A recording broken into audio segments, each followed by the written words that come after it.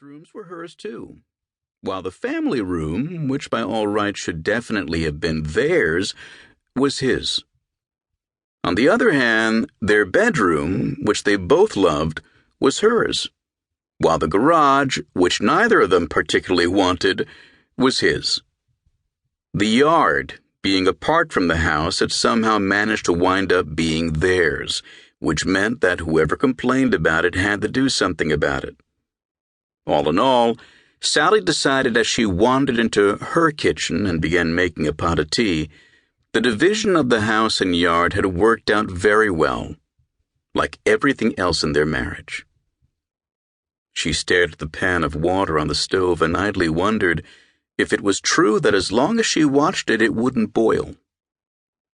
Then, for her own amusement, she picked up a pencil and began jotting figures on the scratch pad beside the telephone.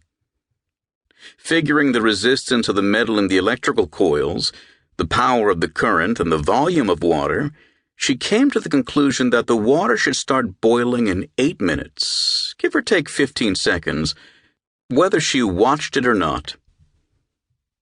And that, she thought as the water began bubbling right on time, is the pleasure of having a mathematical mind.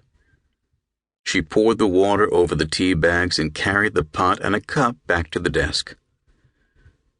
Much of the clutter was made up of computer printouts, and it was Sally's job to analyze the program of which the printouts were the results.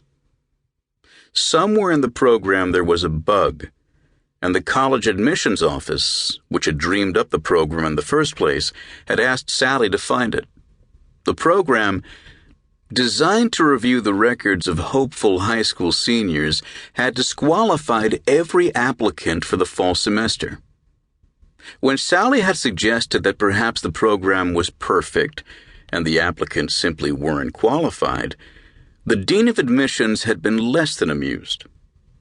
Soberly, he had handed Sally the program and the output and asked her to find the problem by Monday morning. And find it she would, for Sally Montgomery, as well as being beautiful, was brainy. Too brainy for her own good, her mother had always told her. Now, as she began analyzing the program in comparison to the printout it had produced, she could almost hear her mother's voice telling her she shouldn't be down here working in the middle of the night. She should be upstairs, loving her husband. "You'll lose him," Phyllis Payne had told Sally over and over again. A woman's place is in the home, loving her husband and her children. It's not normal for a woman your age to work. Then why did I go to college? Sally had countered back in the days before she'd given up arguing with her mother. Well, it wasn't to major in mathematics. I'd always hoped you'd do something with your music.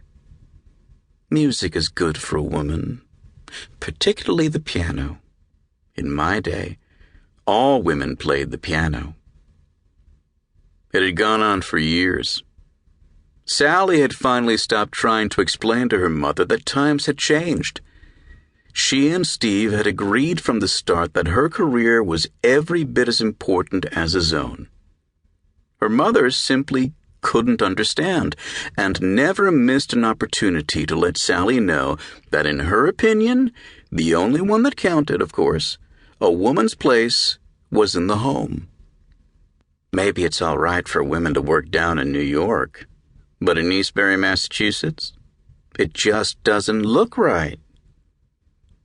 And maybe, Sally reflected as she spotted the error in the program and began rewriting the flawed area, she's right.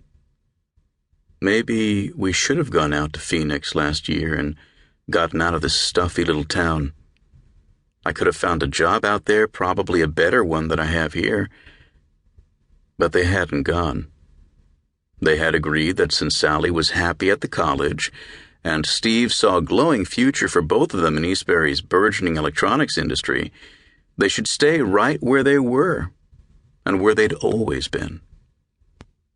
Until the last few years, Eastbury had been one of those towns in which the older people talked about how good things used to be,